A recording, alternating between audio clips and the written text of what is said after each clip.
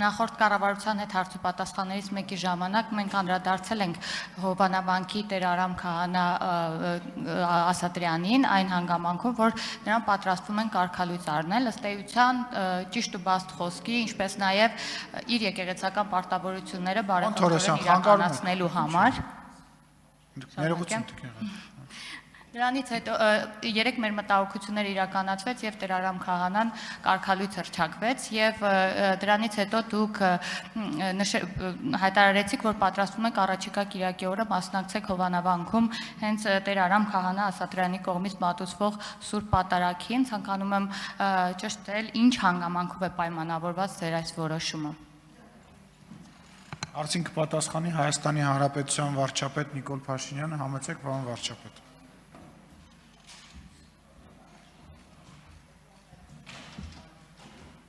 Շնորհակալ եմ հարցի համար Տիկին Ղազարյան, ընդհանրապես կարծում եմ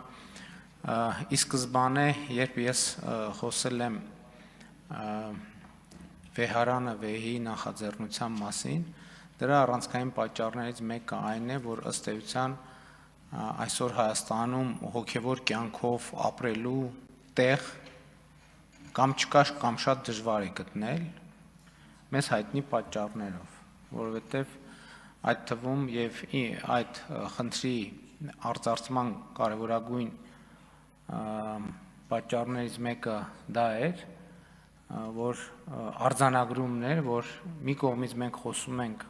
արժեքահենք հանրություն ունենալու անհրաժեշտության մասին, ինչի հետ համաձայն ենք եւ դա աներկբա է, մյուս կողմից հարցը հետեւյալն է, երբ որ հանրության արժեքների էպիկենտրոնը ախտոտված է, ինչպես է հնարավոր, որ դա տեղի ունենա։ Այս իրադարձությունները, որոնց ես հետևում էի, եկան համոզելու ինձ, որ Հովհաննավանքը այնտեղն է, որտեղ կարելի է ապրել հոգևոր կյանքով եւ վերջին ամիսներին տեղի ունեցածը ինձ համար նման փաստարկ էր եւ ես պարզապես ուզում եմ միանալ այն համայնքին, որի հոգևոր հովիվը Տեր Արամ Ասատրյանն է եւ ում գործունեությունը փաստորեն մենք տեսանք ինչ տեղի ունեցավ ամբողջ այդ վարկաբեկման ապարատը, որը ինչպես իմացանք այս ընթացքում Կտրիչ Ներսյանի գլխավորությամբ գործում է, փաստորեն չկարողացավ որևէ կերպ վարկաբեկել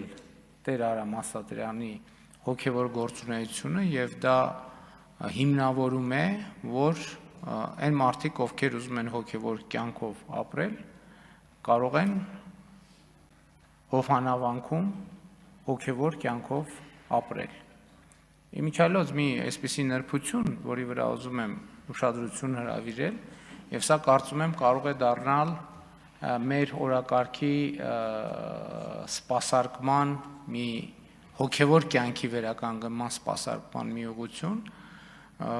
եթե ես ճիշտ գիտեմ, Հովհաննավանքը, ինչպես բազմաթիվ այլ հուշարձաններ գտնվում են կառավարության հաշվեկշռում եւ մի շարք եկեղեցիներ անհատույց օգտագործման են տված հայաստանյա ծառայելական Սուրբ եկեղեցուն։ Ես կարծում եմ, որ այնտեղ, որտեղ չկա հոգևոր կյանք, այլ կան ինտրիգներ, կան խարդավանքներ, ֆեյքերի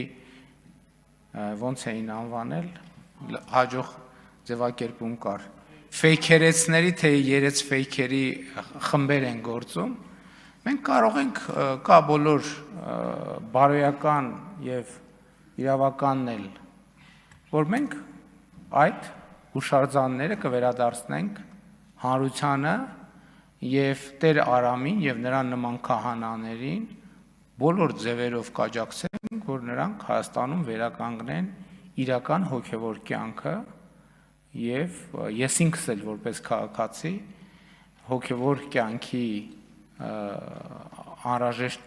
հարթակի անհրաժեշտություն տեսնում եմ եւ կարծում եմ իմ փնտրտուքներն էլ տեսանելի են եւ կարծում եմ, որ ամեն դեպս նախնական տպավորություն կա, որ այդ տեղը գտնվել է, ես իմ տպավորությունները կփորձեմ անձամբ ստուգել։ Արձագանքից հետո մի բան էլ կասեմ։ Շնորհակալ եմ, պարոն վարչապետ, ըստ էության Հայաստանի Հանրապետության բոլոր քաղաքացիները այդ հոգևոր առաջնորդի փնտրտուքի մեջ են իրականում, որովհետև որևէ մեկի ինչքան էլ փորձեցին արատավորել Տեր Արամին Հուդա եւ այլն անվանակոչելով, այնուամենայնիվ Հայաստանի Հանրապետության շարքային քաղաքացին աջակցելու է այս հոգևոր առաջնորդությանը, որ դուք ուզում եք առաջնորդնել, եւ ես եւս ցանկություն ունեմ եւ անպայման մասնակցելու եմ այդ պատարագին։ Ինչ վերաբերում է կարգալույծությանը, գիտեք, կարգալույծը չի կարող կարգալույծ անել։ Կտրիչ Ներսիսյանը ինքը կարգալույծ է, որ իր կուսակրոնության ուխտը խախտած լինելով ակնհայտ փաստի բերումով։ Նա ոնց կարա որևէ քահանայի կարգալույծ անի, միջև, այսինքն դրանից հետո էլ առաջ էլ, թող նա հանրությանը բացատրի, որտեղից եւ ինչպես ինքը ունի կինդ եւ երեխաներ։ Եվ այլն եւ բազմաթիվ նա հանրության շատ հարցերի պետք է, նա ոնց կարա մարդ կարգալույծ անի, ինքը կարգալույծ է։ Ինքը ես որպես հայաստանյաց առաքելական Սուրբ եկեղեցու հավատավոր հետևորդ, այս ամբիոնից հայտարարում եմ, որ Կտրիչ Ներսիսյանը վաղուց կարգալույծ է, ինքը հոգևոր դասի մեջ չի, ինքը ընդամենը մարդ է, որը բռնազավթել է մայրաթոռը մի խումբ իր նման կարգալույծ խմբակի հետ, եւ մենք որպես հանրություն իրավունք այդ բանն էլ, որ ասում են եկեղեցի կառավարություն բանը, կոնֆլիկտը, մենք ոնց կարանք մեր եկեղեցու հետ կոնֆլիկտ ունենանք։ Ես ասում եմ, Հայաստանյան առաքելական եկեղեցին իմ սրբությունն է, ես իմ սրբության հետ ոնց կարամ կոնֆլիկտ ունենամ։ Մենք կոնֆլիկտ ունենք Հայաստանյան առաքելական Սուրբ եկեղեցին պղծողների հետ։ Նրա ուխտը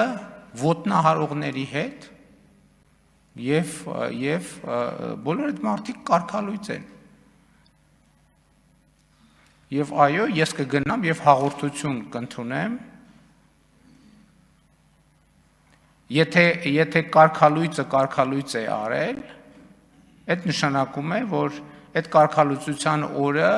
Տեր Արամը եկեղեցու կողմից եկեղեցին ժողովուրդն է։ Իրական օծման օրը հենց այդ օրն է եւ որպես նոր օծված քահանա ես պատրաստ եմ եւ ոչ միայն պատրաստ եմ, այլ կանեմ դա Տեր Արամի ձեռքից հաղորդություն կընդունեմ, որովհետեւ եթե կարգալույծը նրան կարգալույծ է արել, այդ ապացույցն է նրա քահանա օծված լինելու եւ ես համարում եմ, որ հոգեվոր կյանքի մեծ հավանականության իմ հոգեվոր կյանքի տեղը գտել եմ։ Շնորհակալ եմ։